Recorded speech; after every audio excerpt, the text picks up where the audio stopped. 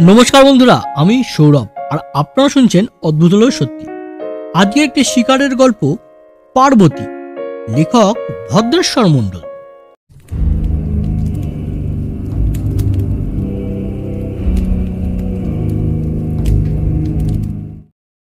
আমার বোধহয় একটু তন্দ্রার ভাব এসে গিয়েছিল। বাহাদুর সিংয়ের হাতের চাপে চমকে উঠলাম। খড়ের গাদার ঠিক পেছনেই গজ কয়েক দূরে যেন একটা মৃদু শব্দ। কিছুক্ষণ চুপচাপ, তারপর কানে এলো একটা ক্ষীণ গর্জন। এবার আমাদের ৫-৬ গজের মধ্যেই একেবারে। জন্তুটা তবে কি আমাদের আবিষ্কার করতে পেরেছে? কথাটা মনে হওয়ার সাথে সাথে একটা ঠান্ডা স্রোত যেন নেমে গেল আমার শির দাঁড়াবে।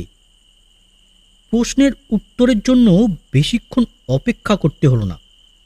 পরের মুহূর্তেই গাদাটার ঠিক উপরে অনুভব করলাম একটা ভারী শরীরের শব্দহীন চলাফেরা, সেই সঙ্গে একটা উগ্র বুনো গন্ধ। মাথার উপরেই সাক্ষাৎ মৃত্যু। লাফিয়ে পড়ো বাহাদুর সিং! চিৎকার করে উঠলাম আমি, আর প্রায় সঙ্গে সঙ্গেই দুজনে একসঙ্গে ঝাঁপিয়ে পড়লাম সামনের কঠিন পাথুরে মাটির উপরে। পরক্ষণেই একটা বিরাট কালো থাবার আঘাতে ছিন্ন ভিন্ন হয়ে গেল আমাদের এক মুহূর্ত আগের বাসস্থানের উপরের খড়গুলো। ততক্ষণে জ্বলে উঠেছে বাহাদুরের হাতের টর্চ।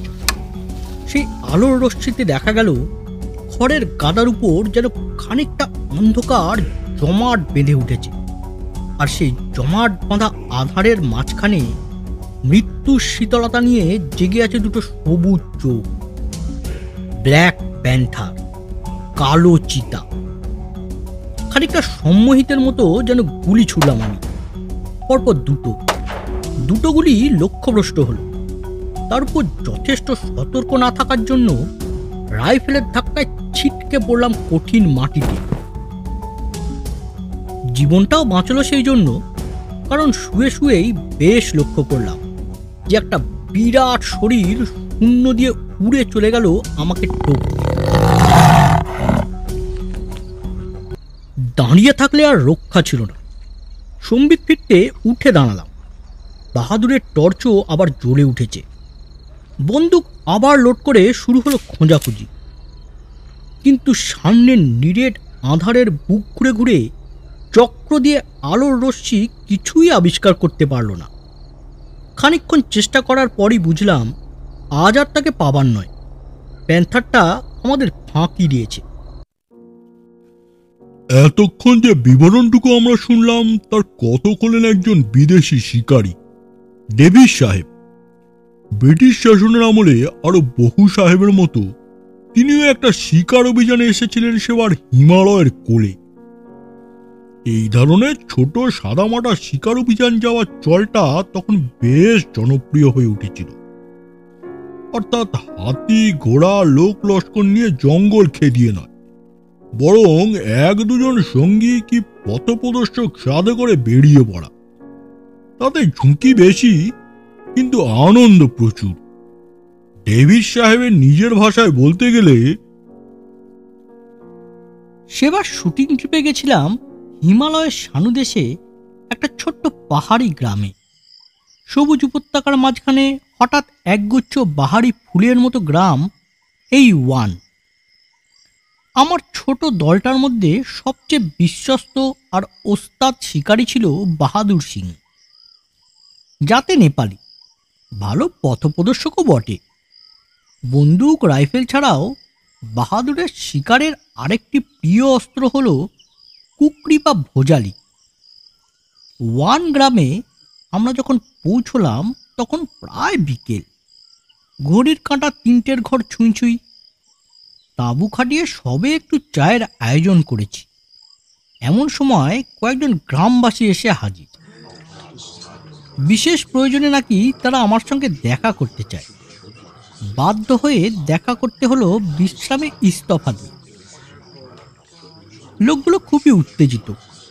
তাদের এই এলোপাথারি কথাবার্তা থেকে যা বোঝা গেল তার মর্মার্থ, কদিন ধরে একটা প্রকাণ্ড চিতাবাঘ তাদের গ্রামের ওপর অত্যাচার চালাচ্ছে এবং গত দুদিনে তার শিকার হয়েছে দুটি স্থানীয় যুবক।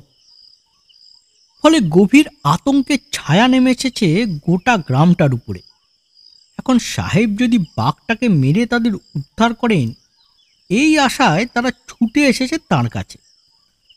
শরীর সায় দিচ্ছিল না বটে, কিন্তু বিবেকের দায়ী খানিকটা বাহাদুরকে সঙ্গী করে আমি গ্রামবাসীদের অনুসরণ করলাম।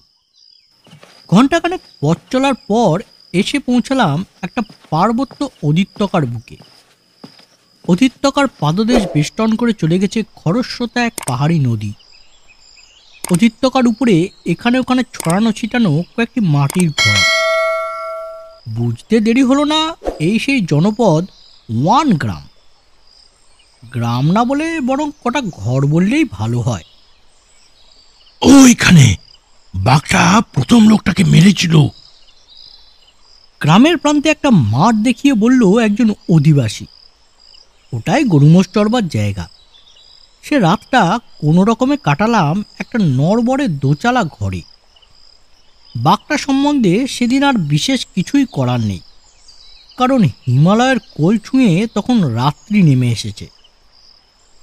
পরদিন সকালে গ্রামবাসীদের সঙ্গে কথাবার্তার মধ্যে দিয়ে জানতে পারলাম যে বাঘটার প্রথম শিকার এক রাখাল।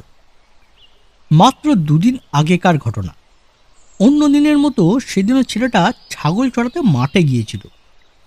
পিছন দিকের একটা টিলার উপর থেকে বাঘটা কখন তার উপর ঝাঁপিয়ে পড়েছিল সে টেরও পায়নি।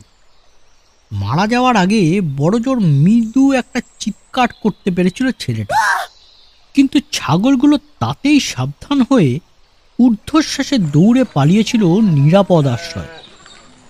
দ্বিতীয় ঘটনা ঘটে তার পরদিন, অর্থাৎ গতকাল রাতে। গরু ছাগলগুলো পাহারা দিতে প্রতি রাতের মতো গতকালও দুজন গ্রামের লোক মাঠে মোতায়েন ছিল। আগের দিনের ঘটনার জন্য দুজনেই বেশ সতর্ক হয়ে পাহারা দিচ্ছিল।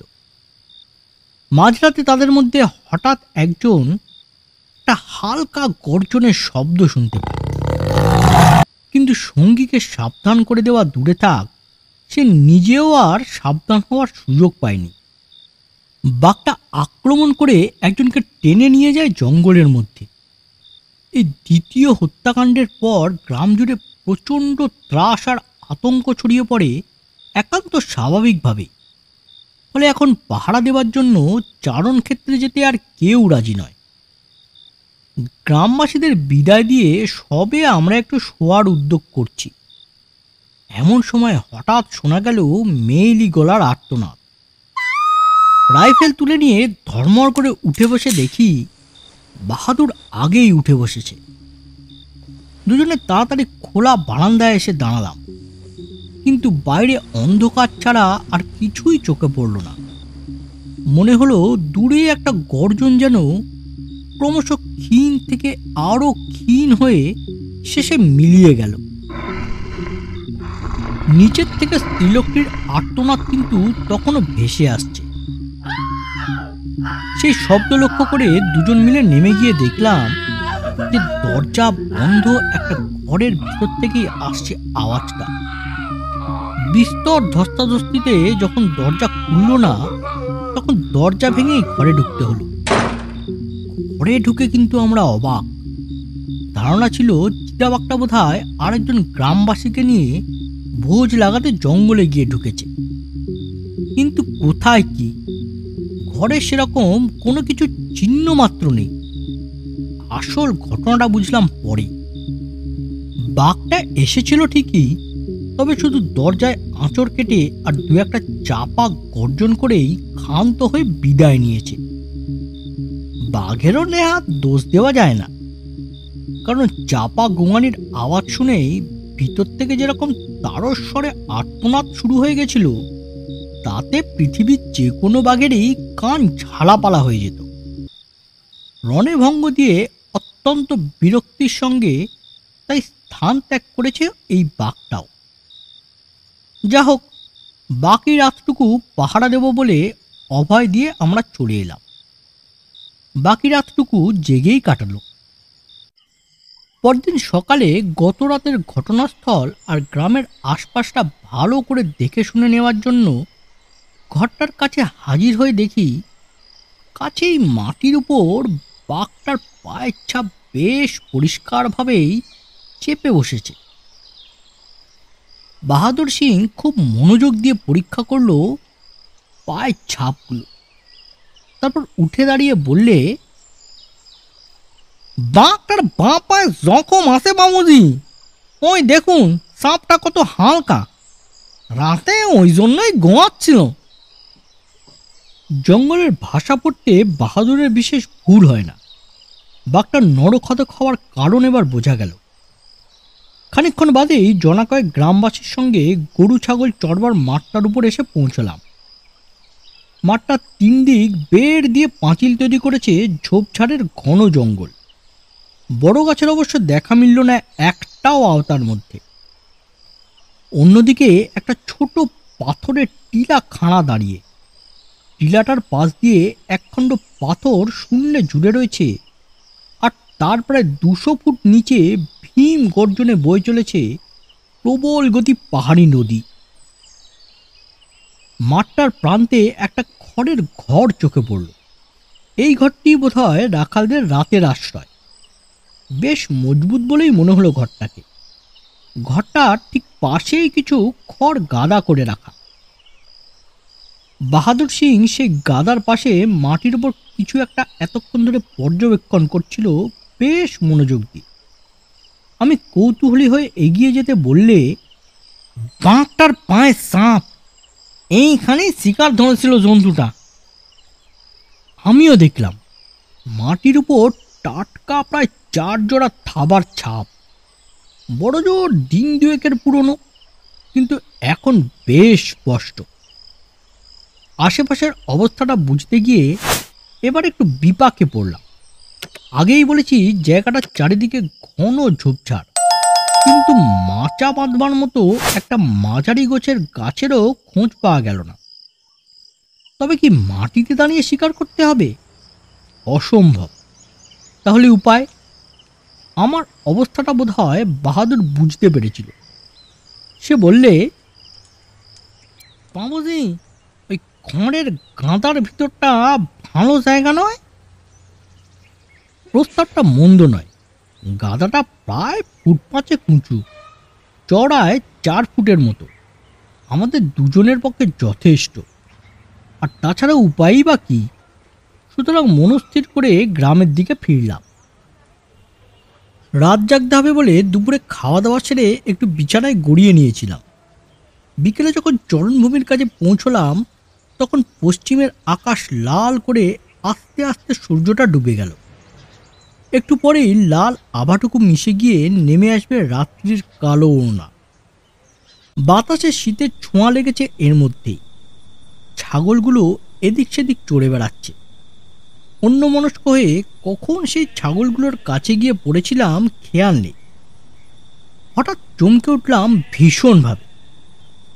প্রকাণ্ড একটা কালো পাহাড়ি ছাগল আমার দিকে তেড়ে আসছে শিং বাগিয়ে। কেন যে সে আমাকে তার শত্রু ঠাউর করে নিল বুঝতে পারলাম না, আর বুঝবারও সময় তখন আর নেই। কোনো রকমের লাফ দিয়ে এক পাশে সরে জন্তুটা জোড়া সঙ্গিনের মতো প্রকাণ্ড শিং দুটো নাগাল এলাম। লাগলে আর রক্ষা ছিল না, একেবারে শিকে গাঁথা কাবাবের মতো অবস্থা হতো। সঙ্গে যে গ্রামের লোকগুলো ছিল ততক্ষণে তারা ধাতস্থ হয়েছে। তাদেরই একজন ছাগলটাকে তাড়িয়ে নিয়ে গেল।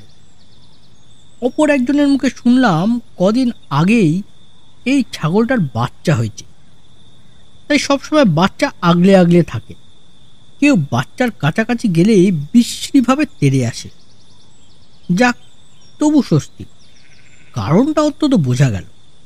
নইলে বাঘের চেয়ে এই রকম একপাল পুঙ্গ ছাগল অনেক বেশি বিপজ্জনক বলেই আমার ধারণা। অন্ধকার ক্রমে গাঢ় হয়ে নামছে। ছাগলগুলোকে রেখে গ্রামের লোকগুলো বিদায় নিয়ে চলে গেছে প্রায় মিনিট 10 হতে চলল। বাহাদুরকে বললাম, আর বোধহয় খোলা মাঠে দাঁড়িয়ে থাকা ঠিক হবে না, কি বলো? চলো এবারে খড়ের গাদাটার মধ্যে গিয়ে ঢুকে বসা যাক। আমার সঙ্গে রয়েছে দোনলা বন্দুক আর বাহাদুরের কাছে একটা জোরালো টর্চ। সঙ্গে অস্ত্র বলতে তার শুধু কুকরি। খড়ের গাদার ভিতরে পাশাপাশি শুয়ে আছি আমরা। অন্ধকার বেশ ঘন হয়ে উঠেছে। ছাগলগুলোকে আর স্পষ্ট দেখা যায় না, যেন কতগুলো ছায়া নড়ে চড়ে বেড়াচ্ছে শুধু। এক দৃষ্টে সেই দিকে তাকিয়ে থাকতে আমার বোধ হয় একটু তন্দ্রার ঘোর এসে থাকবে। বাহাদুর সিংয়ের হাতের চাপে সেই ঘোরটা কেটে গেল। পিছনে একটা অস্পষ্ট মৃদু শব্দ। এর পরের ঘটনা আমরা প্রথমেই শুনেছি কিভাবে কালো চিতাটা শিকারীদের টর্চ আর বন্দুককে ফাঁকি দিয়ে লুকিয়ে পড়েছে গাঢ় অন্ধকারের বুকে। তারপর তাহলে আবার ফিরে যায় ডেভিস সাহেবের বিবরণে। নিশ্ছিদ্র নিরন্ত্র অন্ধকার, শুধু তার মধ্যে বাহাদুরের হাতের টর্চ জ্বলে উঠছে থেকে থেকে। বুঝলাম এই অবস্থায় ফাঁকা মাঠের ওপর দাঁড়িয়ে থাকা অত্যন্ত বিপজ্জনক। চিতার চোখ মানুষের চেয়ে ধারালো। বাহাদুরকে লক্ষ্য করে চাপা গলায় বললাম, শিগগির টিলার দিকে চলো। দুজনে খুব সতর্ক হয়ে এগোলাম টিলাটার দিকে। টর্চ তখনও জ্বলছে। হঠাৎ টর্চের আলো টিলাটার গায়ে একটা চক্র দিয়ে ঘুরে এসে স্থির হয়ে গেল। স্থির হয়ে গেলাম আমরাও। আলোর আওতার মধ্যে পরিষ্কার চোখে পড়ছে একটা বিরাট কালো দেহ। আক্রমণের উদগ্র আগ্রহে সেই দেহটা কেঁপে কেঁপে উঠছে। মাথাটা ঝুঁকে পড়েছে সামনের দিকে। না, কালো চিতা নয়, সেই ছাগলটা। কিন্তু তার আক্রমণের লক্ষ্য কে? আমরা যে নই সেটা ভঙ্গি দেখেই পরিষ্কার বোঝা যায়। উত্তর পেতে দেরি হলো না। বাহাদুরের টর্চ ছাগলটাকে পেরিয়ে খানিক দূর এগিয়ে যেতেই বুঝতে পারলাম ঝুলন্ত পাথরটার একেবারে শেষ প্রান্তে একজোড়া সবুজ চোখ জ্বলছে। গুঁড়ি মেরে বসা শরীরের প্রত্যেকটা মাংসপেশি যেন ঠেলে উঠেছে কালো চামড়ার মধ্যে দিয়ে। লাফ দেবার জন্য প্রস্তুত হয়েছে চিতাবাঘ। এক মুহূর্ত দেরি না করে বন্দুক তুললাম, কিন্তু গুলি আর ছোঁড়া হলো না। বন্দুকের ট্রিগার টানবার আগেই বিদ্যুতের মতো আর একটা দেহ যেন উড়ে গেল বাঘটার দিকে। পরক্ষণে কানে এলো দুটো ভারী শরীরে সংঘর্ষের শব্দ। তারপর আবার সব চুপচাপ। কি ব্যাপার? ব্যাংকারটা আবার কোথায় লুকালো? অথচ লুকোবার জায়গাও তো নেই ধারে কাছে। টর্চের আলোতে ছাগলটাকে দেখা যাচ্ছে ঠিকই, কিন্তু বাঘটা? প্রশ্নের উত্তর ভেসে এলো আরো খানিকক্ষণ বাদে। নিচে নদীর বুক থেকে ঝাঁস। এবার আর সন্দেহ নেই, মা ছাগল তার বাচ্চাকে ঠিক মতোই আগলেছে বটে। পরদিন সকালে গ্রামবাসীদের নিয়ে নদীর পাড়ে গিয়ে কিন্তু নিরাশ হতে হলো। নিরাশ হওয়ারই কথা। ততক্ষণে পাহাড়ি নদীর দুরন্ত স্রোত বাঘের মৃতদেহ কোথায় কত দূরে ভাসিয়ে নিয়ে গেছে কে জানে। শুটিং ট্রিপ শেষ করে ফিরে এসেছি। সঙ্গে বয়ে এনেছি স্মৃতি। হিমালয়ের কোলে পর্বতবাসিনী পার্বতীর সেই রুদ্র রূপ আমার মনে চিরদিন গেঁথে থাকবে। বাহাদুর সিংয়ের একান্ত অনুরোধে আমি সেই মা ছাগলটিকে তার বাচ্চা সমেত কিনে নিয়েছিলাম গ্রামবাসীদের কাছ থেকে। ওরা এখন বহাল তবিয়তে বাহাদুরের জিম্মায়। কেমন লাগলো বন্ধুরা আজকের এই গল্পটি? ভালো লাগলে একটি লাইক করুন আর শেয়ার করুন সকলের সাথে। আর হ্যাঁ, চ্যানেলটি সাবস্ক্রাইব করতে ভুলবেন না যেন, কারণ এই রকম গল্প নিয়ে প্রতি শনিবার ঠিক দুপুর 1টায় আমি হাজির থাকছি এই চ্যানেলে। তাহলে বেল আইকনটিও টিপে দিন, তাহলে আপনাদের কাছে নোটিফিকেশন পৌঁছে যাবে। তাহলে আজকের মতো নমস্কার।